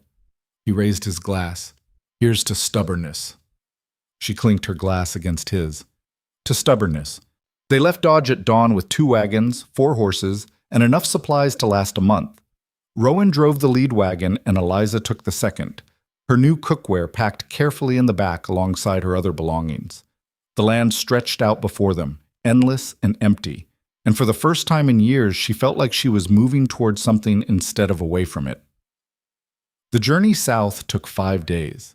They followed old trading routes, camping each night under the stars. The first night, Rowan made the fire and Eliza cooked, beans and salt pork and coffee strong enough to strip paint. They ate in silence, both too tired to talk. But the second night was different. After they'd eaten, Rowan pulled out a map and spread it on the ground between them. This is the land, he said, pointing to a spot where 2 routes intersected. About 100 acres. There's a creek running through the eastern edge, good water year-round, And this flat area here, that's where we'll build. Eliza studied the map. How far to the nearest town? 20 miles west, not close, but not too far either. Close enough to buy supplies, far enough that we're not competing with anyone. What about other way stations? Closest one is 40 miles north. They charge too much and the food's terrible. We can do better. He looked at her. What are you thinking? I'm thinking we're going to need a garden, fresh vegetables for cooking, maybe some chickens for eggs. That's doable. What else? A root cellar for storage. And I want the kitchen separate from the main building. If there's a fire, I don't want it taking down everything. Rowan nodded, making notes on the edge of the map. Good thinking. Anything else? A well. Can't rely on the creek if it dries up in summer. Already planned for that. He pointed to a spot on the map. Surveyor said this is the best place to dig. They spent the next hour going over details. Where each building would go, how many rooms they'd need, what materials to use. Rowan listened to her suggestions and took them seriously, never once dismissing her ideas just because she was a woman or because she didn't know anything about construction. It felt strange. Good, but strange. What are we going to call it? She asked finally. Rowan folded up the map. I've been thinking about that. What about the broken wheel? That's where I came from. I don't want to name it after that place. Fair point. What do you want to call it? Eliza thought about it. She thought about the cattle drive, about nearly starving, about the fire and the sabotage, and all the times she'd wanted to quit but hadn't. She thought about Rowan's stubborn refusal to let his standards slip, even when it cost him. Something that means second chances, she said. New starts. The way forward station, Rowan said after a moment, because people who stop there are moving forward, not backward. She liked that. The way forward? Yeah, that works. They arrived at the land on the 6th day just as the sun was setting. Eliza stood in the empty field where the way station would be built and tried to imagine it, the buildings, the garden, the travelers coming and going. It was hard to see past the emptiness, but she tried anyway. Rowan came to stand beside her. What do you think? I think it's a lot of empty space. That's because we haven't filled it yet. He pointed to a spot about 50 yards away. That's where the kitchen will go. Faces east so you get morning light. I figured you'd want space for a big stove, storage, and a work table. And a window. I want a window. You'll have 3. 1 on each wall except the one with the stove. 3 windows? She looked at him. That's expensive. You're worth it. He said it simply, like it was a fact, and kept talking before she could respond. The main house will go here, guest rooms there, stable over by the creek. We'll start with the kitchen and work our way out. They set up camp and got to work. The lumber arrived a week later, delivered by a freight hauler who looked skeptical when he saw how much empty land there was. You really think you can build all this before winter? He asked. We'll manage, Rowan said. Hope you're right. Winter comes early out here. Along with the lumber came 3 hired men, a carpenter named Jensen and 2 general laborers named Polk and Davies. They were rough men, weathered by years of hard work, but they knew their trade. Jensen took one look at Rowan's plans and started making adjustments, sketching improvements in the dirt with a stick. You want the kitchen separate? He asked. That's right. Smart. Kitchens burn, but you'll want a covered walkway between it and the main house. Otherwise, you're carrying food through rain and snow. Can you build that? Can and will. Anything else? Rowan looked at Eliza. Anything else you need? She thought about the broken wheel, about the cramped kitchen with its tin roof that turned the space into an oven, about having to haul water from the well in all weather, about never having enough light or space or decent tools. Shelving, she said, lots of it, and hooks for hanging pots, and a door that actually closes all the way. Jensen grinned. I can do all that. They got to work the next morning. Eliza cooked for the crew, 5 men now, counting Rowan, and watched the way station slowly take shape. The kitchen went up first, just like Rowan had promised. She stood inside it on the day the walls went up, looking at the space that would be hers, and felt something she hadn't felt in years. Pride. This was hers. Not borrowed, not temporary. Hers. The work was hard and the days were long. Eliza cooked breakfast before dawn, lunch at midday, and dinner after the sun went down. In between, she started clearing land for the garden, turning soil that was hard as rock and pulling weeds that seemed to grow back overnight. Her hands blistered and her back ached, but she kept working. This was what she'd signed up for. This was what she wanted. Jensen finished the kitchen in 3 weeks. The day he handed her the key, an actual key for a door that locked, she stood there holding it and trying not to cry. "You all right?" he asked. "Yeah, I've never had a key before." "Well, you do now." He tipped his hat. "Take care of the place. I built it to last." She did take care of it. She scrubbed the floors and oiled the hinges and tested the stove a dozen times to make sure it worked right. When the first supplies arrived, flour and salt and coffee and lard, she stacked them on the shelves with the same care someone else might use arranging flowers.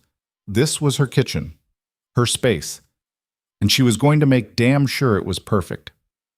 The main house went up next, then the guest rooms and the stable.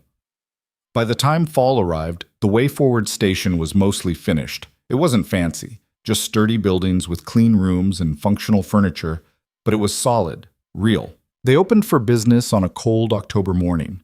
Eliza had been up since 4, baking biscuits and frying bacon and making coffee. She'd set the tables in the dining room, 6 tables, 4 chairs each, and made sure everything was ready. Then she waited. The first customer was a freight hauler named Marcus, a grizzled man with a wagon full of dry goods heading north. He looked skeptical when he saw the sign Rowan had painted above the door. Fair prices, good food, all welcome. But he paid for a room and sat down for breakfast. Eliza served him eggs, bacon, biscuits, and coffee. The same portion she'd give anyone. No skimping, no shortcuts. Marcus ate in silence, methodically working through his plate. When he was done, he looked up at her. "How much?" "2 bits. For all this?" "That's the price." He stared at her like she was joking. "The place 40 miles north charges $1 for half as much. That's their business. This is ours." Marcus pulled out the money and left it on the table. "I'll be back this way in a month. I'll spread the word." He did. Within 2 weeks, travelers started showing up regularly. Some were hauling freight, some were moving families west, and some were just passing through. Eliza cooked for all of them, and Rowan made sure everyone was treated the same. No special deals for the rich, no overcharging the desperate. Word spread fast. The Way Forward became known as the place where you could get a good meal and fair treatment, and people started planning their routes to include it. It wasn't all smooth. There were days when supplies ran low and Eliza had to make do with whatever she had. Days when difficult customers complained about the food or the rooms or the prices. Days when she was so tired she could barely stand. But there were good days too. Days when families thanked them for a hot meal and a safe place to sleep. Days when travelers told stories around the fire and the station felt alive with voices and laughter. Days when Eliza realized she was happy. She'd almost forgotten what that felt like. Then, on a Tuesday in November, Martin Jessup showed up. Eliza was in the kitchen making stew when Rowan came in, his face tight in a way she'd learned to recognize. It meant trouble. "We have a problem," he said. "What kind of problem?" "The kind that rides a horse and carries a grudge." She followed him outside and saw Jessup standing in the yard, looking at the station with narrowed eyes. He'd aged since she'd last seen him, his face more lined, his hair grayer, his shoulders slightly stooped. But his expression was the same, cold, calculating. "Eliza Boone," he said when he saw her, "heard you were out here playing house." "What do you want, Jessup?" "Just came to see what you've built. Impressive." He looked around, taking in the buildings, the garden, the painted sign. Must have cost a fortune. "Where'd you get the money?" "None of your business." "I'm making it my business. See, I've been asking around, and I heard some interesting things. Heard you and Cade here are running a way station. Heard you're charging fair prices and treating everyone the same." He smiled, but it was ugly. "Heard you're cutting into my profits." "Your profits?" Rowan stepped forward. "You don't own a way station." "No, but I've got an arrangement with the one 20 miles north. They charge high prices. I get a cut. Worked just fine until you two showed up and started undercutting them." He pulled a paper from his coat. "Problem is, you're still under contract to me, Eliza." You left the broken wheel without notice, which means you violated the terms. I could sue you for damages. Eliza felt her blood run cold. I don't have a contract with you. Sure you do. You signed it 3 years ago when I hired you. Room and board in exchange for cooking. Standard arrangement. He held up the paper. I brought a copy if you want to see it. Rowan took the paper and read it, his jaw tightening with every line. This is garbage. You can't enforce a labor contract like this anymore. The law changed 2 years ago. Maybe, but I can still make trouble. File a lawsuit, spread some rumors about how you stole my cook, maybe suggest that this whole operation is built on theft. Jessup's smile widened. Unless we can come to an arrangement. What kind of arrangement? Eliza asked, though she already knew. You pay me for the labor I lost when you left. Let's say $500. Cash? That's extortion, Rowan said flatly. That's business. Jessup folded his arms. You pay, or I make your lives very difficult. Your choice. Eliza looked at Rowan, whose face had gone hard as stone. She knew what he was thinking, that they could fight this in court, that they could call Jessup's bluff. But a lawsuit would cost money they didn't have yet, and rumors could ruin them before they'd even gotten started properly. We'll pay, she said quietly. Eliza. We'll pay. She looked at Jessup, keeping her voice level. But not 500, 200, and you sign a release saying I don't owe you anything else. Ever. Jessup considered it. 300. 250. Final offer. He smiled like a snake. Deal. I'll be back tomorrow for the money. He rode off and Eliza stood there feeling like she'd been punched in the gut. They'd worked so hard, built so much, and now this man from her past was taking a piece of it. Rowan was silent for a long moment. When he finally spoke, his voice was tight with barely controlled anger. We don't have to pay him. Yes, we do. If we don't, he'll make trouble, and we can't afford trouble right now. We also can't afford to lose $250. I know. She walked back to the kitchen, her hands shaking. The stew was burning. She pulled it off the heat and stirred it mechanically, not really seeing it. But I'm not letting him destroy what we've built. That night, she counted the money they'd saved. It was barely enough to cover Jessup's demand and still have operating funds for the next month. They'd be cutting it close, dangerously close, but they could make it work. Rowan found her in the kitchen after midnight, going over the numbers again. You should be asleep, he said. Can't sleep? He sat down across from her and looked at the ledger spread out on the table, columns of numbers that barely added up. I'm sorry. This is my fault. I should have checked if you had a contract before I hired you. You did hire me, and even if you'd known, it wouldn't have changed anything. Jessup would have found another way to come after us. Maybe, but I still should have protected you better. Eliza looked at him, at the scar on his face and the exhaustion in his eyes, and the way his hands were always restless, like he needed to be doing something. He'd been protecting her since the day they met, fighting for her, standing beside her when no one else would. You did protect me, she said quietly. You're still protecting me. That's more than anyone else has ever done. He didn't answer, just looked at her with an expression she couldn't quite read. There was something in his eyes, something warm and complicated, that made her heart beat faster. The moment stretched between them, heavy with things neither of them knew how to say. Finally, Rowan stood up. Get some sleep. We'll deal with Jessup tomorrow. The next day, Jessup returned for his money. Eliza counted it out in front of him, every dollar, and made him sign a release before she handed it over. Rowan witnessed the signature, his face like stone. Jessup took the money and tucked it into his coat. Pleasure doing business with you. Get off my land, Rowan said quietly. Jessup's smile faded. For a moment, Eliza thought he might argue, but then he looked at Rowan's face and thought better of it. He mounted his horse and rode away without another word. She watched him disappear down the road and felt hollow inside. They'd won, technically. He was gone, and they had the signed release. But it didn't feel like winning. It felt like losing, just slower.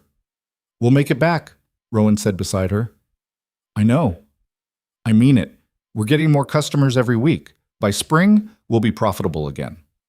She wanted to believe him, but the money was gone, and winter was coming, and she was tired of fighting battles she barely won. The next few months were hard. They ran the station on a shoestring budget, cutting corners wherever they could. Eliza cooked with cheaper ingredients, stretching meals further than she'd thought possible. Rowan took on odd jobs in town to bring in extra money, hauling freight, repairing wagons, anything that paid. They worked from dawn to well past dark, and some nights they were too exhausted to even talk. They'd just sit by the fire in silence, too tired to do anything but exist. But they survived. Slowly, painfully, they started to rebuild what Jessup had taken. Customers kept coming, drawn by word of mouth and the reputation they were building. A family heading west stayed for a week when one of their children got sick, and Eliza nursed the kid back to health with soup and care. When they left, the father told everyone he met about the way forward. A merchant who'd been overcharged at another way station started routing all his trips through them. He brought other merchants with him, and soon they had regular customers who stopped by every few weeks. By spring, they were breaking even. By summer, they were making a profit again. And somewhere along the way, Eliza stopped waiting for it all to fall apart. It was a warm evening in August when she realized it. She was in the kitchen preparing dinner for a group of travelers, a family with 3 kids and an old couple celebrating their 40th anniversary. She looked out the window and saw Rowan in the yard, showing the youngest kid how to brush a horse. He was patient and careful, his hands gentle as he guided the child's smaller hands over the brush. The kid was laughing, delighted, and Rowan was smiling in that rare way he had, the smile that made him look years younger. She'd built this. They'd built this. A place where people were treated with dignity, where everyone got a fair shake, where the food was good and the prices were honest. It wasn't perfect. It was messy and hard and sometimes barely held together with willpower and prayer. But it was theirs. That night, after the travelers had gone to bed and the kitchen was clean, she found Rowan sitting on the porch, watching the stars. "Can I join you?" she asked. "Always." She sat beside him, close enough that their shoulders almost touched. They'd been working together for almost a year now, and somewhere along the way the careful distance between them had closed. They still argued sometimes, about money, about how to run the station, about stupid things that didn't matter, but it felt different now, like they were on the same side. "I've been thinking," she said. "About what?" "About how different this is from where I started. A year ago, I was eating scraps and sleeping in a tent with a hole in it. Now I've got my own kitchen and my name on a deed." She looked at him. "I never thought I'd get here." "You earned it." "We earned it." She paused, choosing her words carefully. "I couldn't have done this without you." "Sure you could have. You're the toughest person I know." "That's not true." "It is." He turned to look at her, and in the moonlight his eyes were dark and serious. "You survived Jessup. You survived the cattle drive, the fire, the sabotage, all of it. You didn't quit when most people would have. That's not luck. That's strength." Eliza felt her throat tighten. "I was scared the whole time." "Being scared doesn't make you weak. It makes you human." He was quiet for a moment. "I was scared too. Still am, sometimes." "Of what?" "Of failing. Of letting you down. Of building this and then watching it collapse." He looked back at the stars. "But then I remember that we've already survived the worst. Everything else is just details." They sat in silence for a while, the night settling around them. Somewhere in the distance, a coyote howled. The sound made Eliza think of the cattle drive, of all those nights under the stars when survival had felt uncertain. "Rowan," she said finally, "why did you really offer me this partnership? The truth?" He was quiet for so long she thought he might not answer. When he finally spoke, his voice was lower, rougher than usual. "Because I was tired of being alone.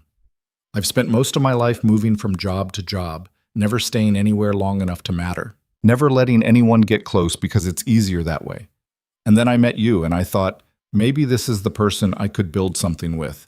Someone who understands what it costs to keep going when everything's against you." He looked at her. "I wasn't wrong, was I?" "No," she said quietly. "You weren't wrong." He reached over and took her hand, his fingers lacing through hers. It was a simple gesture, nothing dramatic, but it felt like a promise, like something clicking into place. They sat there together holding hands under the stars, and for the first time in her life, Eliza Boone felt like she'd found a place she could stay. The Way Forward station grew over the next few years. They added more rooms, expanded the stable, built a barn for storage. They hired help, a young woman named Sarah to help in the kitchen, and two brothers named Tom and Jack to handle the stable and general labor. Billy showed up one spring, having left his father's farm after the old man passed. He looked older but steadier, and when Rowan offered him a job managing the horses, he accepted without hesitation. "Figured I'd come see what all the fuss was about," Billy said, looking around at the buildings and the garden and the travelers coming and going. "Heard you two built something special." "We're trying," Eliza said. "You did more than try. You succeeded." He grinned. "Ma would be proud." Calhoun stopped by once on his way north, stayed for a month helping with repairs, and told stories that made the travelers laugh until they cried. When he left, he hugged Eliza goodbye and told her she'd done good. "Better than good," he said. "You built something that matters. That's rare." Eliza's kitchen became famous. People traveled out of their way just to eat her food. The biscuits that melted in your mouth, the stew that tasted like home, the pies made from berries the travelers' children helped pick. She trained Sarah and then another girl named Emma, teaching them the same things Rowan had taught her. Everyone eats the same. Everyone gets treated fair. No exceptions. And slowly, the station became more than just a way station. It became a community, a place where people gathered, where stories were shared, where outcasts and travelers and families all found welcome. There was a widow who stayed for 3 months while she figured out where to go next. A runaway girl who showed up with nothing and left 6 months later with skills and money and hope. A family fleeing persecution who found safety and rest. Eliza fed them all. Martin Jessup died in the winter of the 3rd year. Eliza heard about it from a passing merchant who'd been in the town where it happened. "Fell off his horse drunk and froze to death," the merchant said. "No one found him until spring." She felt nothing. He was gone, and the world kept turning. The Broken Wheel Ranch closed down 6 months later. The hands dispersed, looking for work elsewhere, and the land was sold off in pieces to pay Jessup's debts. Eliza thought about buying it, just to prove she could. But she decided against it. She didn't need revenge. She had something better. On the 5th anniversary of The Way Forward's opening, Rowan and Eliza stood in the yard, watching the sun set over the buildings they'd built. The station was full, every room occupied, the kitchen bustling, the stable packed with horses. It was loud and chaotic, and exactly what they'd hoped for. "You think we'll still be doing this in 5 more years?" Eliza asked. "I hope so," Rowan said. "Unless you're planning on leaving." "Not a chance." She looked at him. "You're stuck with me." "Good." He put his arm around her shoulders and pulled her close. It was a gesture that had become natural over the years, comfortable in a way that still sometimes surprised her. "I wouldn't have it any other way." They'd married the year before, a quiet ceremony with just Billy and Sarah as witnesses. Nothing fancy, just a promise made and kept. Eliza had never thought she'd marry, never thought anyone would want her as a partner in life and not just in business. But Rowan did. And that made all the difference. They stood there together, watching the light fade and the stars come out, and Eliza thought about the girl she'd been 5 years ago, hungry, desperate, and invisible. That girl was gone now, replaced by someone stronger, someone who'd learned that survival wasn't enough, that you had to fight for more than just scraps. You had to fight for a place at the table, and when you got there, you had to make sure there was room for everyone else, too. She'd done that. Against all odds, against every obstacle, she'd built something that mattered. Not because she was special, not because she was lucky, but because she'd refused to give up. The next morning, a young woman arrived at the station. She was thin and exhausted, her dress torn and her face bruised. She stood at the edge of the yard, looking uncertain. Eliza saw her from the kitchen window and went outside. "Can I help you?" she asked gently. The woman flinched, like she expected to be hit. "I'm looking for work. I can cook, clean, anything. I just need—" Her voice broke. "I just need somewhere safe." Eliza looked at her and saw herself 5 years ago, desperate, scared, looking for a chance. "Come inside," she said. "Let's get you fed first. Then we'll talk." The woman's eyes filled with tears. "Really?" "Really." Eliza held out her hand. "What's your name?" "Anna." "I'm Eliza. Welcome to The Way Forward." She led Anna inside, sat her down at the kitchen table, and made her a plate of food. The same portion she'd give anyone. No skimping, no questions asked. Rowan came in and Eliza caught his eye. He looked at Anna, looked at Eliza, and nodded. They'd talk later, but she already knew what he'd say. They had room. They always had room for one more, because that was what the way forward was about. Not just food and shelter, but second chances. New starts. A place where people who'd been beaten down could stand back up. Eliza had gotten her second chance. Now she made sure others got theirs too. And that, she thought as she watched Anna eat with the desperate hunger of someone who hadn't eaten in days, was enough. More than enough. It was everything.